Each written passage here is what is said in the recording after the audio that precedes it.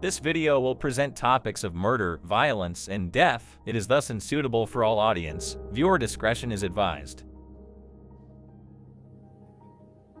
Tina Michelle Fontaine was born on January 1st, 1999 in Winnipeg, Manitoba to Valentina, also known as Tina, Duck, and Eugene Fontaine. Her early life was marked by instability. She was first removed from her family's care by Child and Family Services, otherwise known as CFS, at the age of 1 and again at 2 before returning to her father's custody. At 5, her father placed her and her younger sibling under the guardianship of her great aunt and great uncle, Thelma and Joseph Favel, in Powerview, Pine Falls, Manitoba, near the Sakin First Nation. She resided with them for nearly a decade, with a brief period in Selkirk. In 2011, when Tina was 12 years old, her father was beaten to death, a tragedy that deeply affected her. Following his death, Tina exhibited signs of distress, including absenteeism from school, behavioral issues, and self harm, as well as multiple instances of running away. Despite her family's repeated requests for assistance, adequate support and resources were lacking. In early 2014, at age 15, Tina traveled to Winnipeg to visit her mother. During this period, she was placed under CFS care and housed in a downtown hotel. July 31st, 2014, she was reported missing to the Winnipeg police. Over the following days, Tina had several interactions with authorities and social services. Notably, on August 8th, she was found in a truck with an allegedly intoxicated driver during a traffic stop. Despite being listed as a missing person, she was not taken into custody. Later that day, she was discovered unconscious in an alley and taken to Health Sciences Center for treatment. After being discharged, she was placed in a hotel by CFS but left shortly thereafter. On August 17th, 2014, Tina's body was discovered in the Red River, wrapped in plastic and a duvet cover weighted down with rocks. An autopsy could not be conclusively determine the cause of death. In December 2015, 53-year-old Raymond Joseph Cornier was charged with secondary murder in connection with Tina's death. The trial commenced in January 2018, relying primarily on circumstantial evidence and recorded statements, as no forensic evidence directly linked Cormier to the crime. In February 2018, Cormier was acquitted, and the Crown chose not to appeal the verdict. Tina Fontaine's tragic passing underscored systematic issues in Canada's treatment of Indigenous women and girls, leading to intensified calls for governmental reforms and contributing to the establishment of the National Inquiry into Missing and Murdered Indigenous Women and Girls.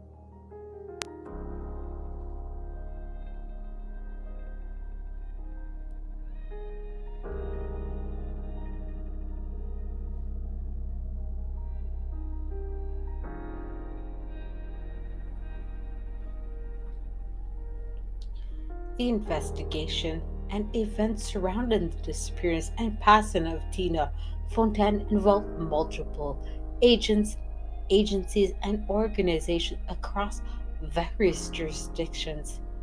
Here is a brief but detailed list of the key players. The WPS, or Winnipeg Police Service, led with the investigation into Tina's death after her body was discovered in Red River. The homicide unit, in particular, was in charge. Officers interacted with Tina on multiple occasions before her passing, including during a traffic stop on August 8, 2014.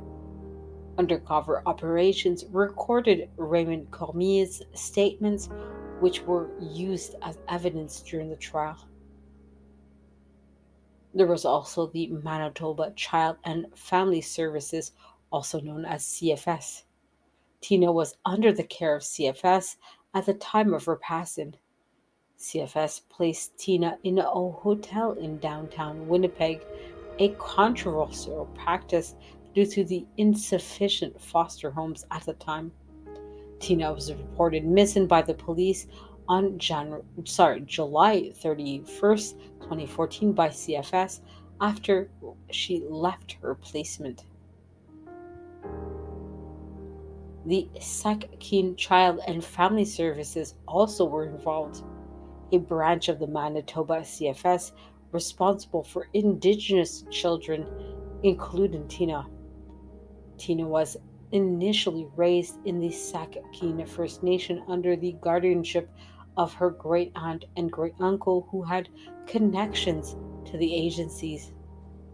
The agency faced criticism for failing to ensure Tina's safety. The Winnipeg Health Services Center was also involved. Tina was brought to the hospital on August 8th, 2014, after being found unconscious in an alley. She was treated and released back into the CFS care despite her vulnerable state. There were, of course, many undercover police operatives as a part of the investigation into Raymond Cormier. Police deployed undercover officers to record conversations with him. The recordings captured statements that became central to the Crown's case during the trial. The Royal Canadian Mounted Police, or RCMP, also was involved in the case. They assisted the Winnipeg Police Service with broader investigation services and resources. The RCMP's National DNA Data Bank was involved in testing and analyzing forensic evidence, though no DNA match was found in Tina's case. There were, of course, many Indigenous organizations and advocates involved in Tina's case. The Assembly of Manitoba Chiefs advocated for justice and systematic changes following Tina's passing. The Bear Clan Patrol also was involved. This is a community organization that helped raise awareness about missing and murdered Indigenous women and girls, or MMIWG, and participated in efforts to prevent similar tragedies. There was, of course, the Manitoba, Quitanowi Okimatquanek organization. This is an Indigenous political advocacy group that supported Tina's family and pushed for reforms in the child welfare system. There was, as well as, the Office of the Chief Medical Examiner, Crown Prosecution Services, and Defense Counsel. For the Office of the Chief Medical Examiner, it conducted the autopsy that on Tina's body after it was recovered from the Red River. It determined that the cause of death was inconclusive but found evidence of possible smothering or drowning.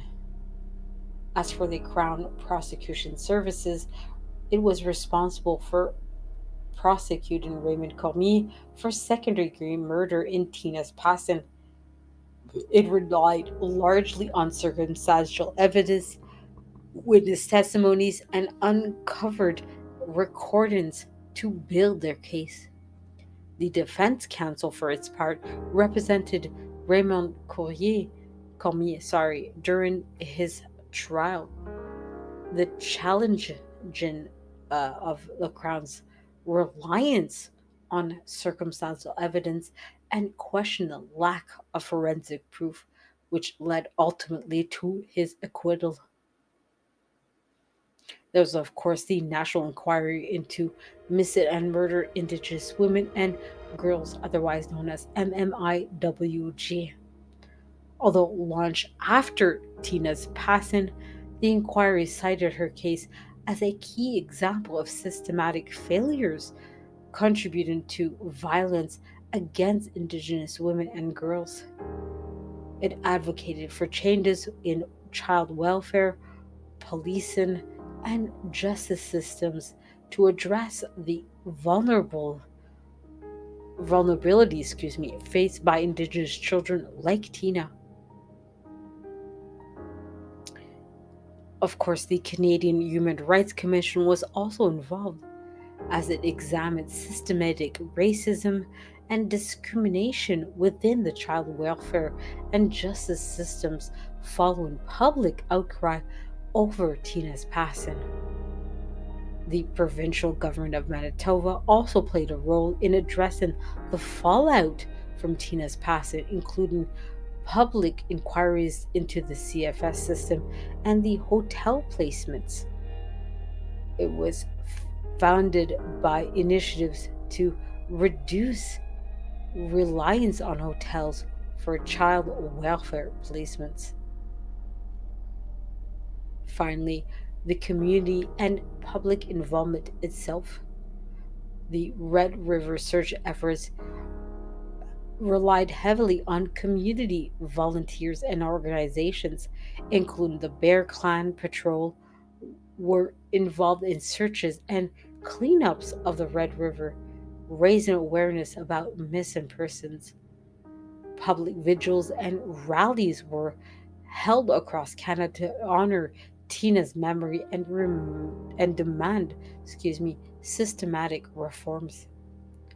These agents and agencies collectively highlight the systematic failures and institutional gaps that contributed to Tina's vulnerability, as well as the ongoing effort to seek justice and prevent similar tragedies from occurring again.